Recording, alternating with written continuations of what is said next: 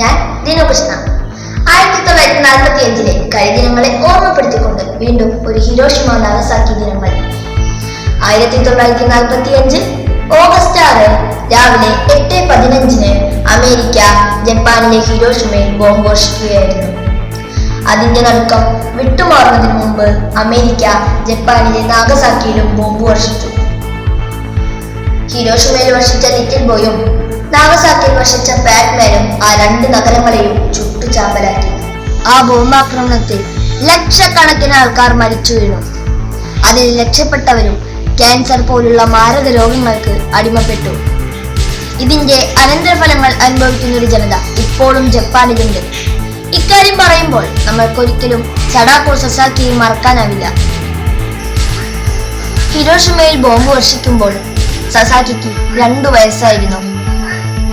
അവളുടെ വീട് ഹിരോഷിമയിൽ നിന്ന് 1 മൈൽ അകലെ ആയതുകൊണ്ട് അവൾക്കൊരു പോറൽ പോലും ഏറ്റില്ല. അങ്ങനെ അവൾ വളർന്നു വലുതായി. അവൾക്ക് വലിയ ഓട്ടക്കാരിയാകണമെന്നായിരുന്നു ആഗ്രഹം. അവൾ 7ാം ക്ലാസ്സിൽ പഠിക്കുമ്പോൾ ഒരു മത്സര ഓട്ടത്തിനിടയിൽ തളർന്നു വീണു. അങ്ങനെ ആ സത്യം പുറത്തു വന്നു. അവൾക്ക് മാരകമായ രക്താർബുദമായിരുന്നു. ഇതറിഞ്ഞപ്പോൾ അവൾ ആകെ തളർന്നുപോയി.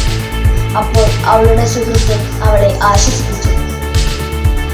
1000 കൊക്കുകളെ നിർമ്മിക്കുന്നുവോ അവളുടെ സ്വപ്നം സഫലമാകും. ഇതാണ് ജപ്പാനിലെ വിശ്വാസം.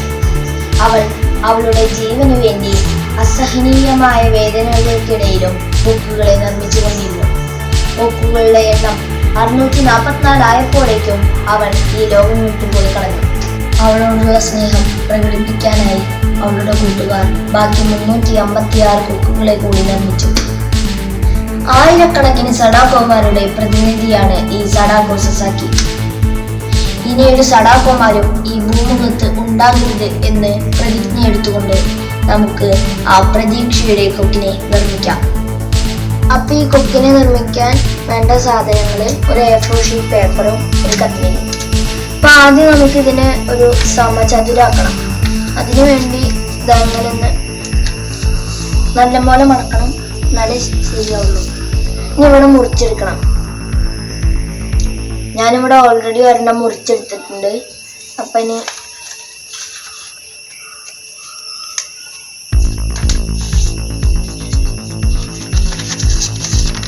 നമ്മളിവിടെ 6 വരകൾ വരുത്താൻ വേണ്ടി ശ്രമിക്കണം.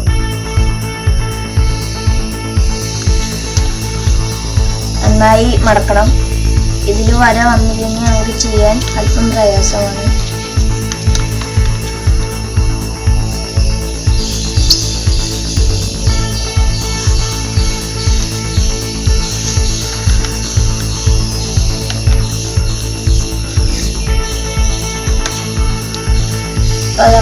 കൃത്യം 6 വരകൾ വന്നിട്ടുണ്ട്. ഇനി നമ്മള് ഇതിനെ ഇങ്ങനെ ഒന്നുകൂടി മടക്കുക. ഇതാ ഈ സെൻട്രലായിട്ട് ഒന്ന് വെട്ടണം. പകുതി വെട്ടാൻ പാടില്ല, ഫുള്ള് വെട്ടരുത്.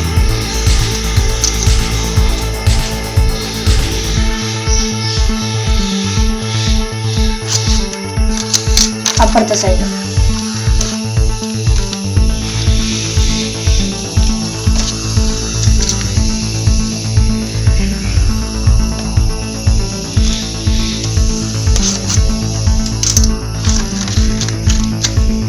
അതിനുശേഷം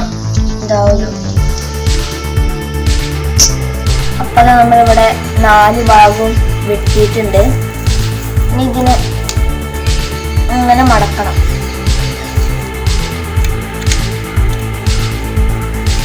അങ്ങനെ 4 ഭാഗത്തും ചെയ്യണം. അപ്പൊ 4 ഭാഗത്തും ചെയ്ത് കഴിഞ്ഞാൽ ഇതേപോലെ കിട്ടും.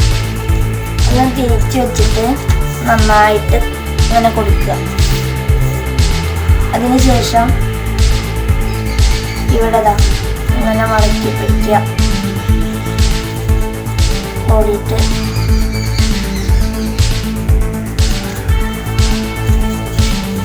പലതാ നമുക്ക് ഇങ്ങനെ കിട്ടി. ഇനി നമുക്ക് തല വേണം. അതിനൊന്നുകൂടി ഇതാ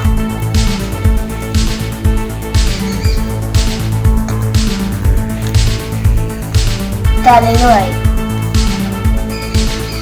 നമ്മുടെ സഡാക്കോ സസാക്കി ഇവിടെ റെഡി ആയിട്ടുണ്ട്. യുദ്ധം മരണമാണ്, സമാധാനം ജീവിതവും. Thank you.